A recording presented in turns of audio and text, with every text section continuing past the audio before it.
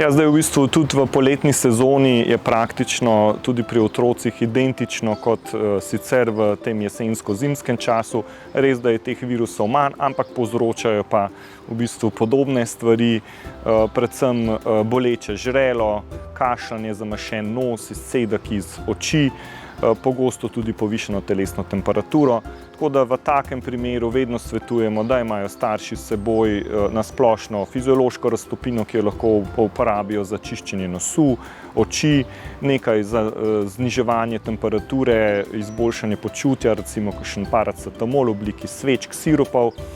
In pa zelo pomembno je, da če smo na nekem letovanju, da ne obiščemo takoj zdravnika, ker obstaja večja verjetnost, da bo otrok po nepotrebnem prejel antibiotik. Tako da obiščemo zdravnika v primeru, da ima otrok recimo temperaturo, ki traja več kot 3 dni, da se stanje slabša, to pomeni, da je bolečina v ušesu se ne izboljšuje, da se je mogoče pojavilo oteženo dihanje, da otrok zavrača tekočino. V takem primeru pa je res potrebno obisk zdravnika.